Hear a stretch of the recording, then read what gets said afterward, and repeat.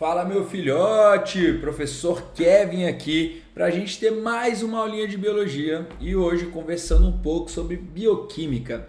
Bioquímica é uma matéria muito importante, a biologia como um todo, né? É uma matéria de base da biologia e praticamente tudo que você vai estudar sobre células, sobre fisiologia, né, vai depender um pouquinho ali da tua bioquímica. Então você vai precisar conhecer ali as moléculas que compõem um ser vivo para de fato você conseguir entender como esse ser vivo funciona e quais são as estruturas desse ser vivo, beleza? Quando a gente pensa em bioquímica, a gente vai estudar, claro, que as biomoléculas orgânicas que compõem de fato um ser vivo, mas também vamos estudar as biomoléculas inorgânicas que fazem parte do funcionamento daquele ser vivo. Tá? Então, moléculas orgânicas são aquelas que têm carbono na sua composição, moléculas inorgânicas são aquelas que não apresentam carbono na sua composição, e é exatamente por elas que a gente vai começar na nossa aula de hoje, certo? Então, hoje a gente inicia falando um pouquinho de água e sais minerais, beleza? Quando a gente pensa em água, a água ela é um composto de suma importância, porque é um composto de abundância muito grande dentro de um corpo, tá? Então, quando a gente analisa a água, a gente vai perceber o quê? Que a água ela tem mais ou menos 70% da composição de um organismo vivo. Então, o organismo vivo ele tem muita água no seu interior. E é claro que se existe muita água dentro de um organismo vivo, ela vai ter também muitas funcionalidades distintas dentro desse organismo, certo? Então, primeiro, vamos analisar um pouquinho do que seriam as características moleculares dessa molécula de água, tá? Então, toda molécula de água ela é composta por 2 hidrogênios e 1 oxigênio disposto de uma forma angular, tá? O que significa geometria angular? Essa geometria que você está vendo aqui, certo? Que forma um ângulo aqui entre as estruturas de ligação química. Essa geometria angular faz com que eu tenha um polo dessa molécula mais positivo e um polo mais negativo. Kevin, por que o oxigênio é o polo negativo? Por que o hidrogênio é o polo positivo? A gente vai ter que revisitar lá as matérias de química, não é isso? Lá na química vocês falam de uma propriedade periódica chamada de eletronegatividade, que é a tendência que um átomo tem de atrair o elétron. Então o hidrogênio ele é um elemento pouco eletronegativo, ou seja, ele não gosta muito de elétron.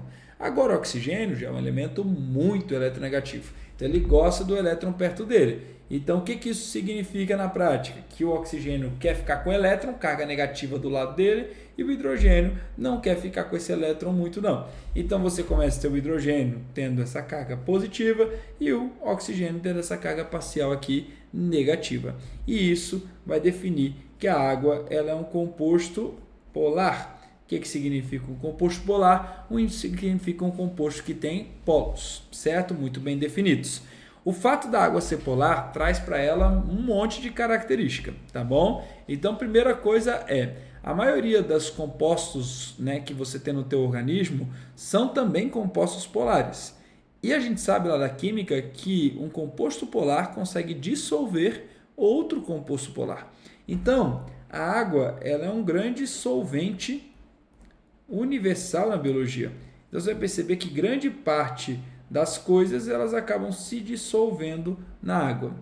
Além disso, o fato dela ser polar faz com que a interação dela com uma outra molécula de água seja uma interação muito forte chamada ligação de hidrogênio.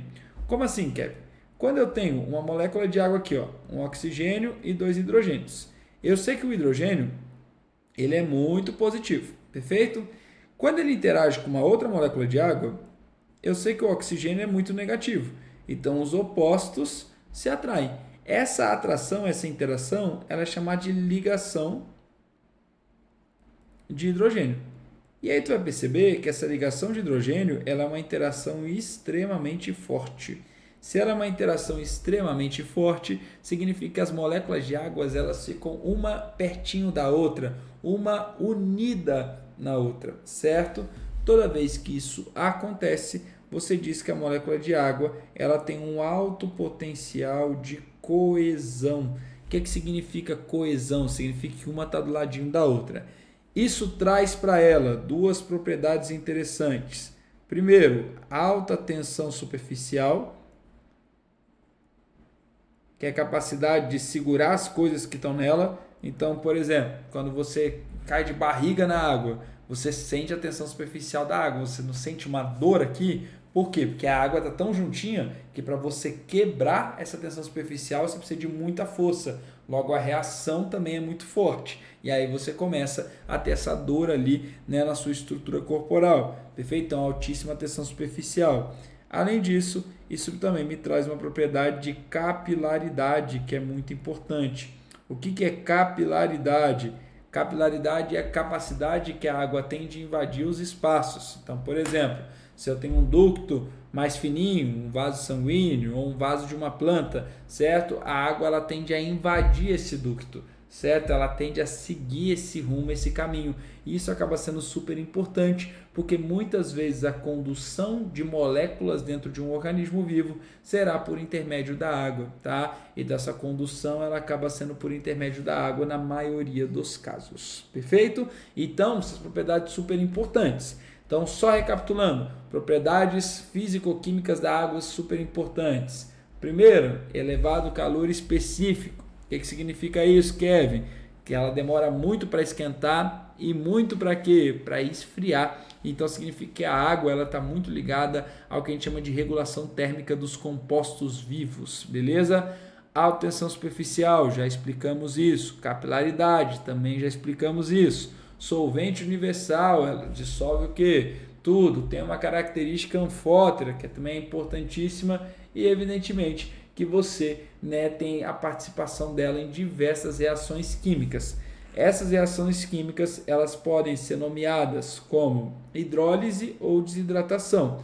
Quando a água ela aparece nos reagentes da reação química, você vai chamar a reação de hidrólise. Quando a água ela aparece nos produtos, você vai chamar a reação de desidratação ou até mesmo de condensação, sem problemas nenhum, tá bom? Então vamos pensar no seguinte, você foi lá e comeu açúcar, tá bom? Já comeu açúcar com um cafezinho ali, com Nescau e tal, alguma coisa assim? Quando você come açúcar, você está comendo sacarose. Só que a sacarose é muito grande, você não consegue absorver a sacarose. Então, lá no seu intestino, a sacarose ela reage com água, produzindo glicose mais frutose, que aí são pequenininhas e de fato você consegue absorver. Então, essa reação que aconteceu no seu intestino foi uma hidrolisação da sacarose.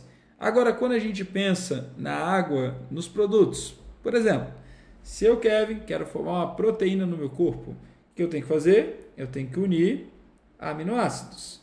Então, se eu pegar um aminoácido e unir com outro aminoácido, eu vou ter o que a gente chama de dipeptídeo. Só que para formar esse dipeptídeo, o que eu preciso?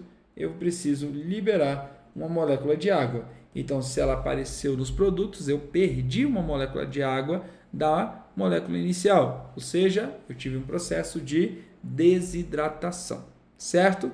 Bem simplesão, mas bem importante você saber dessas características básicas da água, certo? Quando a gente pensa em sais minerais, os sais minerais também são compostos inorgânicos, perfeito? Só que os sais minerais estão muito mais ligados à funcionalidade do teu corpo. Então, muitas vezes o sal mineral ele vai fazer parte do processo ali dentro do seu corpo. Ele vai servir como cofatores, como ativadores de coisas no seu organismo, beleza? Ao analisar a tabela de sal mineral, é muito importante que você saiba o quê? Que você saiba a função de cada sal mineral e, evidentemente, os principais alimentos onde eu encontro aquele sal mineral.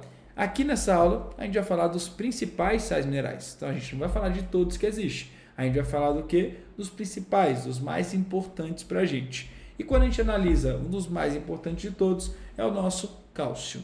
Cálcio, ele é componente químico do seu osso e dente. Então, tanto o osso como o dente, ele é feito de fosfato de cálcio, certo? E é por isso que ele é duro, porque ele é inorgânico, tá? Ele é rígido, então isso é bastante importante.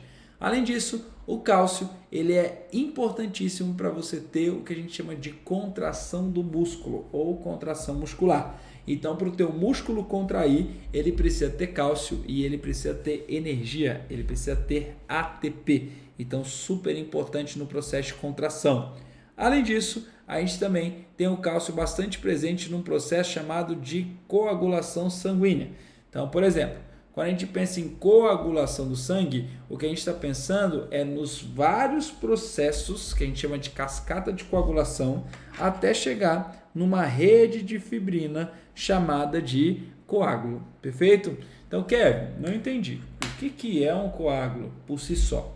Você provavelmente já machucou. E quando você machuca, começa a sair sangue. Perfeito aqui? Na hora que esse sangue estanca, vai formar uma casquinha. Essa casquinha é um exemplo de um coágulo. Perfeito? Isso vai impedir com que tenha hemorragia no teu corpo. Legal? O que a gente percebe? Que na cascata de coagulação, o cálcio faz parte de uma ativação de uma molécula. Se não tem cálcio, essa molécula não ativa. Se ela não ativa, eu não sou possível de formar essa rede de fibrina, ou seja, não é possível formar essa casquinha. Logo vai ficar sangrando sem parar. A gente chama isso aí de hemorragia, certo? Então, quando a gente analisa aqui, o cálcio ele faz parte aqui da minha cascata de coagulação. Então, ele é super, hiper, mega importante para que de fato a coagulação sanguínea ela ocorra, tá? Além disso, quando a gente pensa em impulso nervoso, o cálcio também é bastante importante ali no processo de transmissão do impulso nervoso. Afinal, é ele que adentra o neurônio para ele transmitir os neurotransmissores ali para as células que estão ao redor. Perfeito? Principais fontes ali de cálcio que a gente vai ter são laticínios, né? Então, leite e derivados e folhas de coloração verde escuro, além também de algumas fontes animais. Por exemplo, carne, ela também tem uma quantidade de cálcio interessante, perfeito? Então, tanto laticínio como folhas verdes escuro, como carne, ela acaba tendo essa grande quantidade ali de cálcio presente, tá? Quando a gente analisa a contração muscular, só para vocês entenderem, uma contração muscular, ela depende de uma ação nervosa, tá? Então, ela depende de um neurônio dando um start para o músculo e ela depende do deslocamento dos filamentos de actina aqui. Então, o músculo ele faz assim quando ele contrai, né? E esse processo de contração é o processo que depende de cálcio para acontecer, beleza? Quando a gente analisa sódio e potássio, a gente vai falar dos dois juntos, porque eles têm uma ação muito parecida no corpo, tá? Então, sódio é a mesma coisa que potássio? Não, tá? Sódio a gente apresenta lá na química como Na, é normal que como sal mineral ele caia como formato de íon, e potássio nosso K+, perfeito? Os dois eles atuam no equilíbrio iônico do corpo, sendo o sódio o principal íon fora da célula, ou seja, extracelular, e o potássio o principal íon que fica dentro da célula, ou seja, intracelular. O que é equilíbrio iônico? Íon é uma carga, né? Então, a molécula com carga a gente chama de íon. Então, equilíbrio iônico é você ter um equilíbrio de cargas ali dentro e fora da célula. Isso vai trazer uma facilidade de transporte, vamos dizer assim, certo, entre estruturas de dentro e de fora da célula. Além disso, o sódio e o potássio eles são importantíssimos no impulso nervoso. A gente sabe que todo impulso nervoso ele é mediado por uma corrente elétrica e essa corrente elétrica nada mais é do que o fluxo de cargas. E o fluxo de carga vai ser o fluxo de sódio e o fluxo de potássio. Então isso aí também é super importante na nossa vida, certo? Aonde que eu tenho sódio? Principalmente comidas com sal natural ou sal de cozinha, legal? Então toda vez que a gente pensa em sal natural, você vai pensar em frutos do mar, né? Toda vez que a gente pensa em sal de cozinha, a gente pensa no nosso dia a dia. Então a gente geralmente não tem problema de consumo de sódio. Às vezes a gente tem problema de consumir muito sódio, né? Porque como o sódio ele é o principal íon extracelular, ele acaba ficando muito na corrente sanguínea, o que vai atrair muita água para o sangue, e essa água em excesso no sangue, ela vai fazer com que a tua pressão arterial aumente. Então, por exemplo, se eu, Kevin, tenho pressão alta, pressão elevada demais, se eu consumir muito sódio, isso vai ser problemático para mim, certo? O potássio, por sua vez, a gente encontra em grande quantidade em frutas, verduras, legumes, né? O rei do potássio ali é a banana, não é isso? É uma fruta que tem um monte ali de potássio, mas não é a única. Feijão também, por exemplo, tem bastante potássio, então vale muito a pena de você consumir esse tipo de alimento, tá? Quando a gente pensa em iodo, o iodo ele está muito relacionado com os hormônios da tireoide, ou os hormônios tireoidianos, tá bom? Então, esses hormônios da tireoide aqui, T3 e T4, são hormônios que regulam o teu metabolismo basal, que é aquele metabolismo para te manter vivo, certo? E o T3 e o T4, eles têm iodo na composição do hormônio. Logo, você precisa comer esse iodo para que você tenha esses hormônios. Perfeito? A gente sabe que a carência desse hormônio faz com que a quantidade de metabolismo basal fique muito baixa. Isso, evidentemente, que faz com que o corpo ele funcione de forma mais lenta. Então, o indivíduo começa a ganhar peso, começa a sentir uma sonolência excessiva, começa a sentir muita apatia, falta de energia, certo? E tudo isso relacionado a uma carência desse tipo de hormônio, perfeito? Um outro sintoma bastante comum é esse inchaço da glândula tireoide, chamado de bócio endêmico ou bócio carencial, né? Justamente causado pela ausência desses hormônios aqui, certo? Então você pode ter uma carência desses hormônios relacionado ao baixo consumo de iodo, tá bom? O iodo, ele tem muito em frutos do mar e peixes, legal? Porém, a gente sabe que não é tão simples ficar comendo frutos do mar e peixe em qualquer lugar do Brasil, tá? A gente sabe que a gente tem ali, né, uma variedade de alimentos muito grande. Logo, uma das iniciativas que a gente fez para que a população toda consumisse iodo em uma quantidade legal foi iodar o nosso sal de cozinha. Então, o que é o sal de cozinha iodado? Basicamente, você vai misturar o iodeto de potássio no sal de cozinha para você aumentar o consumo de iodo pela população brasileira, certo? Então, isso é super importante porque isso vai fazer com que você mantenha ali seus hormônios tireoidianos, né, em bom estado. Quando se fala de ferro, ele já é um cofator, ele é um ativador da hemoglobina. O que é hemoglobina, Kevin? A hemoglobina ela é uma proteína que tem ação transportadora. Então, ela vai transportar os nossos gases, principalmente o gás oxigênio, beleza? Então, toda vez que a gente precisa de transporte de oxigênio no corpo, você fala de hemoglobina e toda vez que a gente fala de hemoglobina, a gente fala de ferro. A gente sabe que lá na química existe o ferro 2+, e o ferro 3+. O ferro 2+, é ele que é ativo no corpo biológico. Então, quando a gente analisa aqui, ó, a estrutura da hemoglobina, a gente percebe que o grupo M, que é esse grupo que tem o ferro, ele tem o ferro 2+ ali presente nele, certo? Então, evidentemente que é isso que vai ativar a minha hemácia, certo? Muitas pessoas têm anemia ferropriva. Então, o que é uma anemia ferropriva? É uma carência de ferro. Então, você diminui ali o consumo de ferro e com isso seu corpo ele acaba produzindo uma quantidade de hemácias menores. Resultado disso, o indivíduo ele fica com menos oxigênio, então mais fadiga muscular. Isso pode atrapalhar o sistema nervoso por falta de oxigenação, mais sonolência, dificuldade de concentração, dificuldade de aprendizado. Tudo isso pode ser trazido por uma carência de ferro, legal? A gente sabe que a anemia ferropriva é muito mais comum em mulheres do que em homens, tá? Por quê? Porque as mulheres elas têm menstruação a partir da puberdade. E isso significa que elas perdem sangue a cada ciclo menstrual. Então, como a cada ciclo menstrual ela tem essa hemorragia, essa perda de sangue, você acaba muitas vezes não conseguindo repor a quantidade de ferro no sangue numa velocidade suficiente, fazendo com que você tenha queda de ferro. Então, para as mulheres, é muito comum que você precise prestar um pouquinho mais atenção nas suas fontes de alimento para que você priorize as fontes de alimentos que tenham bastante ferro, como, por exemplo, carne, tem bastante ferro, leguminosa, como feijão, ervilha, tem bastante ferro, gema de ovo, tem bastante ferro, e, evidentemente, o rei, né, dos nutrientes ali, chamado de fígado. O fígado bovino ele é cheio de muitos nutrientes, dentre eles o ferro, tá? Então, super importante ali também o consumo, certo? Desses alimentos que são ricos nesse íon, que é o íon ferro. Beleza? Por hoje a gente fica aqui, certo? Até a nossa próxima aula, onde a gente vai falar um pouquinho de vitaminas, tá bom? Beijo e um queijo para você e até mais.